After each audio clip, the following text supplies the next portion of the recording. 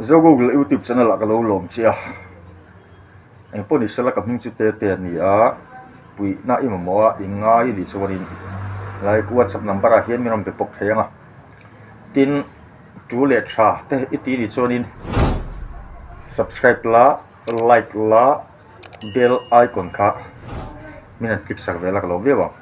ole kan content tura kan subject ber video kan siam chen tura hi lo lut tong le ole venchu YouTube lampang hoi ding problem thina nia tunna kan ti tur hi fix lo chuanin YouTube atang hianin poisa hi transaction akal theilowa kan bank account atang control theilowa kaka kan soima sadua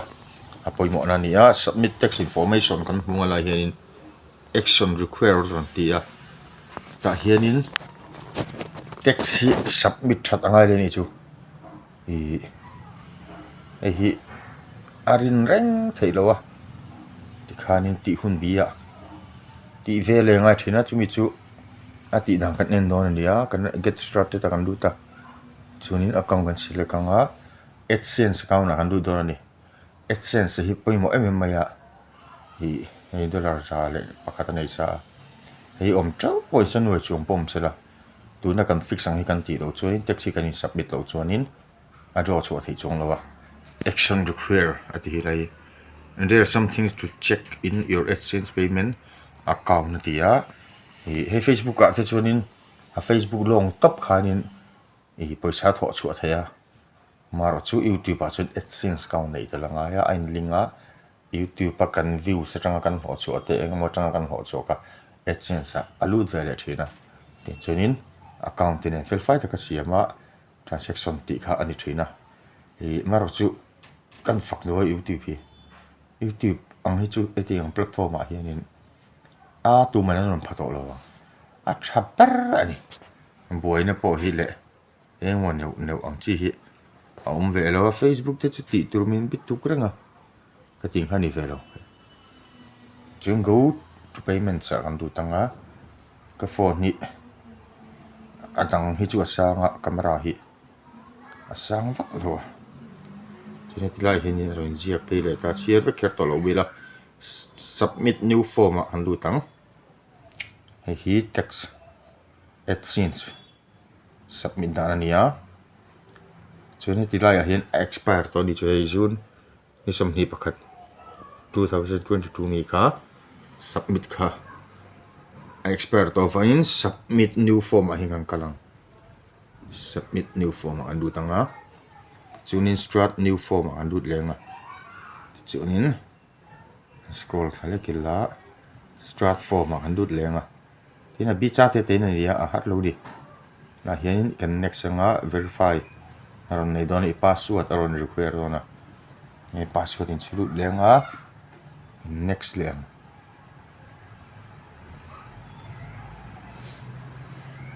password te lo chunin hi pass thei lo ni bypass thei lo ni an du tanga ta hianin what type of account is aron te individual turnia chin next anga an huai khon US citizen United Indian ti kharon zo ta kan ni lawa no kan ti anga kan next anga chunin form mi pani ta mi type pa kan man tu chu most commonly use hi aron ti hi kan mangang kan select anga kan choose anga start W8 BN form hingan mang do ni an click anga lai a loading hi sang thum thum net sanga po a load hi muang thum thum ani la hianin kan legal name ha an chu sa lo ni chon tira hian in legal name in chuang name of individual who is the beneficial owner ti a hianin chunin abaki file fill up angai lowa tila hianin ta kan lut langa India kan jong India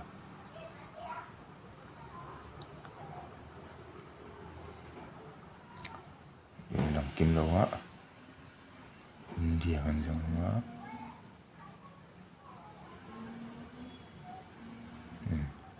đi ngan thlang na langa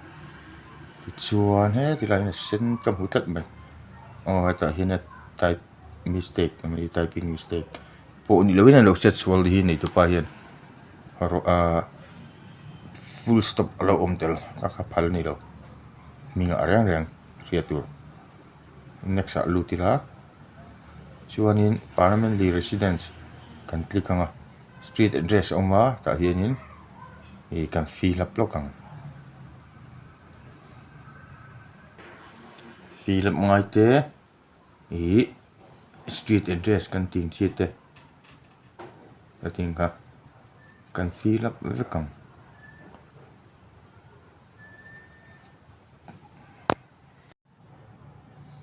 chuan address te kan ti fel vek to kan next to nuwa la hianin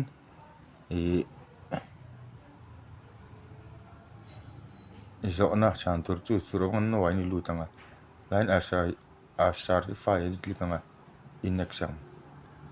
chuan thil ka soi jaw lo be ni chu ti tur kha kan soi mi ni chu then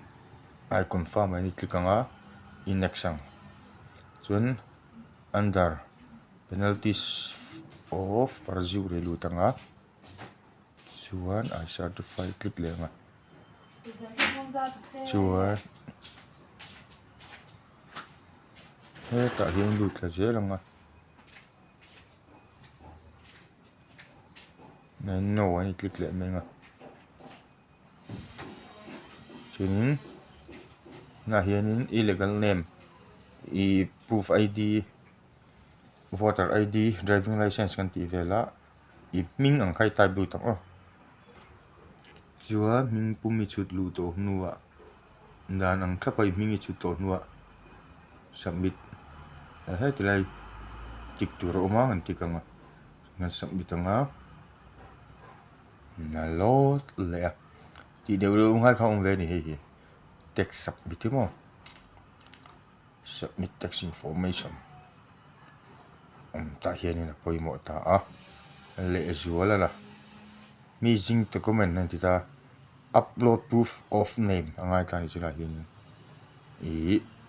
omje chun hi voi khati na turi churin ka du sak pui te chu voter ID manga maro chu voi ni na ni churin ma ilo upload to ka voter ID man chu voter ID upload tanga my driving license upload to ni churin driving license bang va ki kan nei lo proof to ka pom china an nei china huanin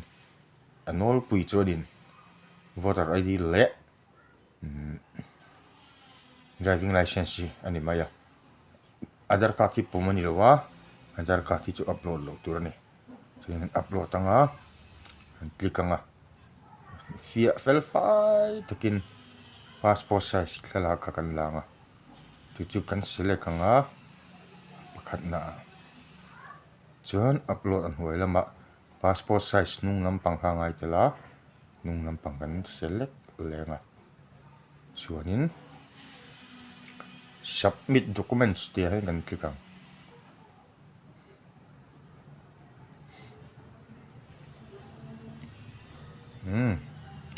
te chuanin verification in progress te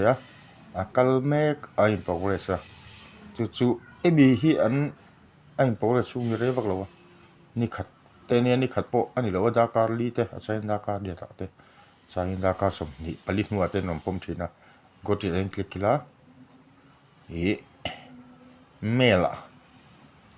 chu am pom thu anon submit anga nang ma buena am bo vek mayang chat takin hoile thei mayang YouTube lo kha